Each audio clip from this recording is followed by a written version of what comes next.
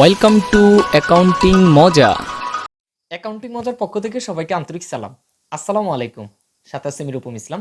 হিসাব বিজ্ঞানের যে একটি বেসিক কোর্স আমি চালু করেছি, সেই বেসিক কোর্সের আজকের এই ভিডিওটি হচ্ছে 7 নম্বর ভিডিও। আশা করি তোমরা আজকের এই ভিডিওটি ধৈর্য সহকারে শেষ পর্যন্ত দেখবে এবং কয়েকবার করে খাতার মধ্যে প্র্যাকটিস করবে। তো চলো কথা না বাড়িয়ে আমাদের মূল আলোচনায় চলে যাই।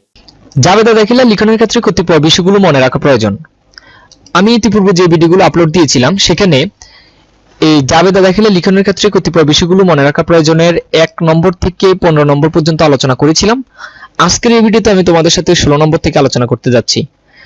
16 নম্বরে কি বলছে একটু লক্ষ্য করো। প্রতিষ্ঠানের প্রয়োজনে চিঠি আদান প্রদানের জন্য চিঠির খাম, এটাকে ইনভেলপও বলা হয়, ডাক টিকেট, ডাক মাশুল, টেলিগ্রাম, তার খরচ, ট্যাক্স, ইমেল, ইন্টারনেট খরচ, মেসেজ খরচ, তার বার্তা প্রেরণের খরচ, কুরিয়ার সার্ভিস বাবদ প্রদান। এই কুরিয়ার সার্ভিস বাবদ প্রদানকে কিন্তু আবার পার্সেল খরচও বলা হয়। পোস্ট কার্ড ইত্যাদি ক্রয়ের জন্য ডাক খরচ হিসাবকে অথবা ডাক ও তার হিসাবকে ডেবিট করতে হবে। তার মানেটা কি? এই যে এখান থেকে একটু পর্যন্ত যদি প্রতিষ্ঠানে কোনো খরচ এই নামে যদি হয়ে থাকে তাহলে এর জন্য একটি পার্টিকুলারলি হিসাবের নাম দিতে হবে, সেটি হচ্ছে ডাক খরচ হিসাব অথবা ডাক ও তার হিসাব। তো চলো আমরা এই সংক্রান্ত একটা উদাহরণ দেখি। ব্যবসায়ের বা কারবারের প্রয়োজনে চিঠির খাম ও ইন্টারনেট খরচ বাবদ নগদ প্রদান 400 টাকা। তো তাহলে এই চিঠির খাম ইন্টারনেট খরচের জন্য আমরা এই শিরোনামটা কি দিব? অবশ্যই এই শিরোনামটা আমরা হয় ডাক খরচ হিসাব লিখব অথবা ডাক ও তার হিসাব লিখব। তো আমরা এখানের মধ্যে হিসাবের নামটা লিখে ফেলি, ডাক খরচ হিসাব। আর যেহেতু এটা নগদে প্রদান করা হয়েছে সেজন্য এখানে আমরা কি লিখবো? আরেকটা হিসাবের নাম নগদান হিসাব। তো এখন আমরা এগুলো ডেবিট ক্রেডিট বের করব। তো ডাক খরচ এটা উপাদানে কোথায় পড়ে? এখানে কিন্তু খরচ বলা আছে, তোমরা লক্ষ্য করো।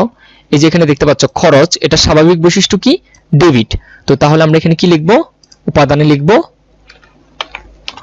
খরচ। এটা স্বাভাবিক বৈশিষ্ট্য কি? আমরা জানি খরচের স্বাভাবিক বৈশিষ্ট্য হচ্ছে ডেবিট। এখন এই চিঠির খাম ও ইন্টারনেট খরচ দেওয়ার ফলে প্রতিষ্ঠান তার খরচের পরিমাণ কি বৃদ্ধি পেয়েছে নাকি হ্রাস পেয়েছে? অবশ্যই বৃদ্ধি পেয়েছে, খরচটা বেড়ে গেল, তাহলে বৃদ্ধি। তো আমরা জানি ডেবিট আইটেম বৃদ্ধি পেলে কি হয়? ডেবিট। এই যে এখানে দেখো, লক্ষ্য করে, এই যে দেখো ডেবিট আইটেম যদি বৃদ্ধি পায় তাহলে কি হয়? ডেবিটে থাকে। তো তাহলে আমরা কিন্তু একটা হিসাবের পক্ষ পেয়ে গেলাম। এই যে ডাক খরচ হিসাব ডেবিট, নগদান হিসাবটা আমরা এখন বের করব। উপাদানের মধ্যে এটা কোথায় পড়ে? নগদ টাকা উপাদানের মধ্যে। এই যে উপাদানের মধ্যে কোথায় পড়ে? সম্পদে পড়ে। এটা স্বাভাবিক বৈশিষ্ট্য হচ্ছে ডেবিট। তো তাহলে আমরা এই নগদান হিসাবটা লিখি, এটার উপাদানটা হচ্ছে সম্পদ, এটা স্বাভাবিক বৈশিষ্ট্য হচ্ছে কি? ডেবিট। আমরা জানি সম্পদের স্বাভাবিক বৈশিষ্ট্য ডেবিট। এখন এই চিঠির খাম ও ইন্টারনেট খরচ নগদে প্রদান করার ফলে নগদ টাকার পরিমাণ কি হ্রাস পেয়েছে নাকি বৃদ্ধি পেয়েছে? অবশ্যই হ্রাস পেয়েছে। তো তাহলে এই ডেবিট আইটেম হ্রাস পেলে তার উল্টো হয়ে যায়, কি হয়? ক্রেডিট। তো তাহলে কিন্তু আমরা দুটো হিসাবের পক্ষ এখানে পেয়ে গেলাম, একটি হচ্ছে ডাক খরচ হিসাব ডেবিট আর একটি হচ্ছে নগদান হিসাব ক্রেডিট। তো চলো এটাকে আমরা একটু গুছিয়ে এখানের মধ্যে জাবেদা দাখিলাটা দিই। তাহলে এটা হবে ডাক খরচ হিসাব ডেবিট, কত টাকা? 400 টাকা।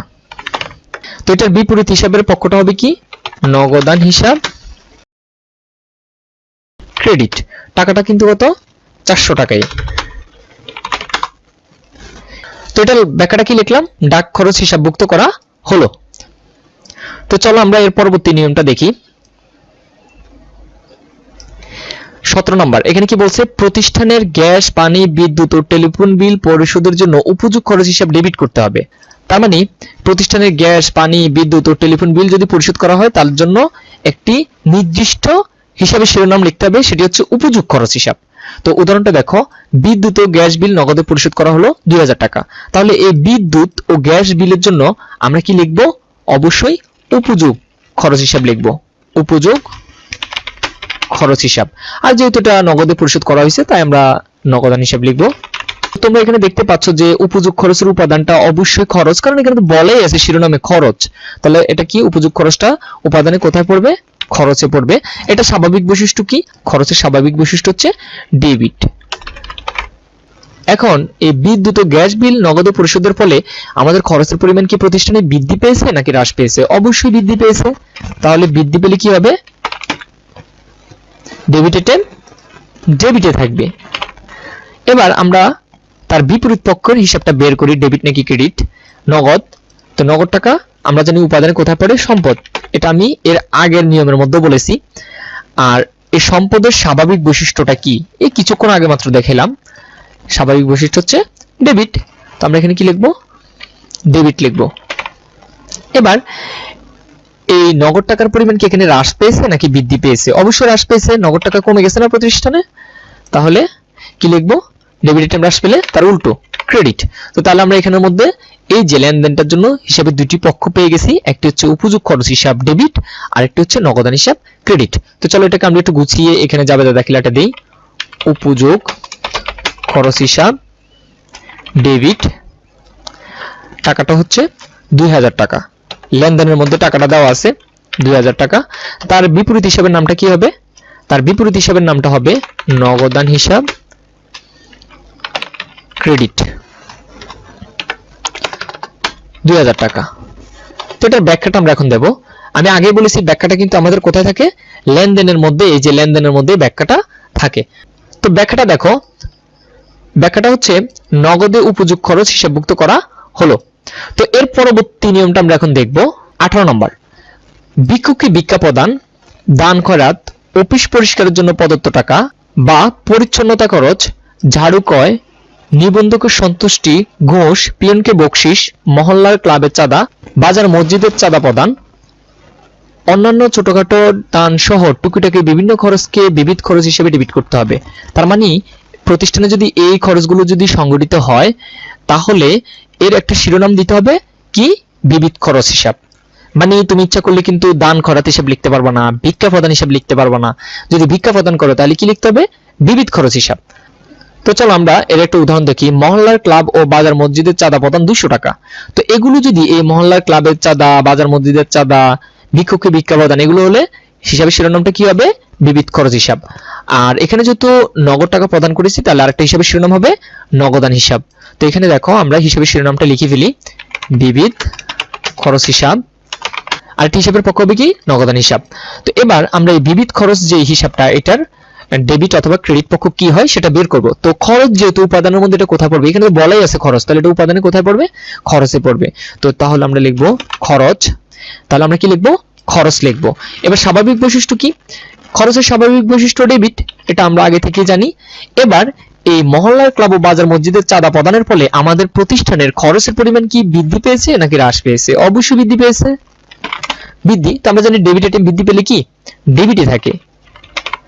এবার আমরা বিপরীত যে হিসাবটা আছে সেটার পক্ষটা বের করব। তো নগদ টাকা উপাদানে কোথায় পড়ে, অবশ্যই সম্পদ। তো সম্পদের স্বাভাবিক বৈশিষ্ট্য কি, ডেবিট। এখন এই নগদ টাকা প্রদান করার ফলে এই সম্পদ, নগদ টাকা সম্পদের পরিমাণ কি বৃদ্ধি পেয়েছে প্রতিষ্ঠানে নাকি হ্রাস পেয়েছে? অবশ্যই হ্রাস পেয়েছে। তো আমরা জানি ডেবিট আইটেম হ্রাস পেলে তার বিপরীত নাম কি হয়, ক্রেডিট। তো এখানে এই লেনদেনটার জন্য জাবেদা দাখিলাটা হবে বিবিধ খরচ হিসাব ডেবিট আর নগদান হিসাব ক্রেডিট। তো চলো এটাকে আমরা একটু গুছিয়ে এখানের মধ্যে জাবেদা দাখিলাটা দেই। লিখব বিবিধ খরচ হিসাব ডেবিট, টাকাটা হচ্ছে কত, 200 টাকা। তার বিপরীত পক্ষটা হবে নগদান হিসাব ক্রেডিট, 200 টাকা। তো এটার জন্য একটা সংক্ষিপ্ত ব্যাখ্যা দিতে হবে আমাদেরকে। ব্যাখ্যাটা কিন্তু লেনদেনের মধ্যেই থাকে। বিবিধ খরচ হিসাবভুক্ত করা হলো। তো চলো আমরা এর পরবর্তী নিয়মটা দেখি। পরবর্তী নিয়মটা হচ্ছে 19 নাম্বার, কাস্টমার সহ কারবারের সাথে সংশ্লিষ্ট বিভিন্ন পক্ষকে আপ্যায়নের জন্য চা নাস্তা, চা বিস্কুট, নাস্তা পানি, কোল্ড ড্রিঙ্কস, কোমল পানীয়, জল খাবার সহ অন্যান্য খাদ্য সামগ্রী ক্রয়ের খরচকে আপ্যায়ন খরচ হিসেবে ডেবিট করতে হবে। তার মানে প্রতিষ্ঠানের মধ্যে যদি এই ধরনের কোনো খরচ সংগঠিত হয়, তাহলে এর জন্য একটি পার্টিকুলারলি হিসাবে শিরোনাম লিখতে হবে, সেটি হচ্ছে আপ্যায়ন খরচ হিসাব।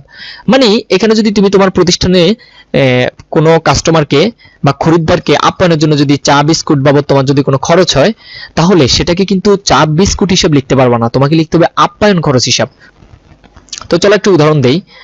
কাস্টমারকে আপ্যায়নের জন্য নগদে চা নাস্তা ও কোমল পানীয় ক্রয় 100 টাকা। তাহলে আমরা এই চা নাস্তার জন্য আমরা হিসাবে শিরোনামটা কি দিব, আপ্যায়ন খরচ হিসাব।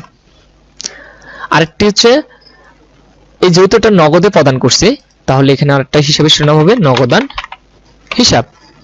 এবার আমরা এই যে এখানে দেখতে পাচ্ছ আপ্যায়ন খরচ হিসাবটা ডেবিট অথবা ক্রেডিট পক্ষ যেটা হয় সেটা বের করব, এরপর আমরা নগদান হিসাবের ডেবিট অথবা ক্রেডিট পক্ষ যেটা নিয়ম অনুযায়ী হয় সেটা বের করব।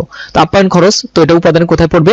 আমি তো বলেই রাখছি যে এটা এখানে হিসাবে শিরোনামে তো বলা আছে এটা খরচ, তাহলে আমরা এখানে কি লিখব? খরচ। এটা স্বাভাবিক বৈশিষ্ট্য কি? আমরা জানি খরচের স্বাভাবিক বৈশিষ্ট্য হচ্ছে ডেবিট। তো আমরা এখানে এই চা নাস্তার জন্য যে টাকাটা খরচ করলাম, এই খরচের পরিমাণ কি বৃদ্ধি পেয়েছে নাকি হ্রাস পেয়েছে? অবশ্যই বৃদ্ধি পেয়েছে। ডেবিট আইটেম কি হবে? অবশ্যই ডেবিট হবে। এবার এই নগদ টাকা উপাদানে কোথায় পড়ে? নগদ টাকা উপাদানের মধ্যে সম্পদ। তো এটা স্বাভাবিক বৈশিষ্ট্য কি? এটা স্বাভাবিক বৈশিষ্ট্য হচ্ছে ডেবিট। এবার এই নগদ টাকার পরিমাণ কি এখানে হ্রাস পেয়েছে, কমে গেছে নাকি বাড়ছে প্রতিষ্ঠানে? এই কমল পানীয় ক্রয় করার ফলে অবশ্যই হ্রাস পেয়েছে। তো আমরা জানি কি ডেবিট আইটেম হ্রাস পেলে তার বিপরীত নাম ক্রেডিট। অবশ্যই তোমাদেরকে কিন্তু এই আমি যে নিয়মগুলো শিখাচ্ছি এগুলো অবশ্যই খাতার মধ্যে প্র্যাকটিস করতে হবে। তুমি যদি সাথে সাথে খাতার মধ্যে প্র্যাকটিস না করে শুধু যদি মোবাইল দিয়ে কেবল দেখতেই থাকো, তাহলে কিন্তু তোমার কোনো কাজে আসবে না। কারণ হিসাব বিজ্ঞান তোমাকে খাতায় প্র্যাকটিস করতে হবে, তাহলে এগুলো তোমার মনে থাকবে। তো চলো এটাকে আমরা একটু গুছিয়ে যদি যাবে দাদা লেখাটা দিয়ে দেই কেমন দেখা যায়। দেখো এখানে আমরা লিখবো আপ্যায়ন খরচ হিসাব ডেবিট। টাকাটা কত? টাকাটা হচ্ছে 100 টাকা। তার বিপরীত নামটা হচ্ছে কি? নগদান হিসাব ক্রেডিট। টাকাটা কত? 100 টাকাই। এবার আমরা ব্যাখ্যাটা দেব। তো ব্যাখ্যাটা কি লিখলাম? আপ্যায়ন খরচ হিসাবভুক্ত করা হলো। তো আমাদের এই নিয়মটাও কিন্তু সম্পূর্ণ হয়ে গেছে। এখন আমরা 20 নম্বর নিয়মটা দেখব। তো 20 নম্বরটা একটু লক্ষ্য করো। কারবারের প্রয়োজনে বাস ভাড়া, রিক্সা ভাড়া, গাড়ি ভাড়া, ট্যাক্সি ভাড়া প্রদান করা হলে যাতায়াত হিসাবকে ডেবিট করতে হবে। তার মানে তোমার প্রতিষ্ঠানের মধ্যে যদি এই বাস ভাড়া, রিক্সা ভাড়া এগুলো সংগঠিত হয়, তাহলে এই হিসাব শিরোনামটা কি দিব? যাতায়াত হিসাব। তো চলো একটা উদাহরণ দেখি। নগদে বাস ভাড়া প্রদান 150 টাকা।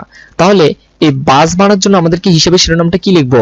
যাতায়াত হিসাব। আমরা বাস ভাড়া হিসাব লিখতে পারবো না, আর নগদ টাকা যেহেতু আমরা এখানে সেজন্য কি লিখবো? নগদান হিসাব লিখবো। তো আমরা এখানে হিসাবের শিরোনামটা কি লিখবো? যাতায়াত হিসাব আর নগদান হিসাব। তো এখানে দেখো যাতায়াত হিসাব এটা অবশ্যই উপাদানে কোথায় পড়ে? এটা উপাদানের মধ্যে হচ্ছে খরচ। এই যে এখানে দেখো, তো খরচের স্বাভাবিক বৈশিষ্ট্য কি? ডেবিট। তো আমরা এখানে লিখবো ডেবিট।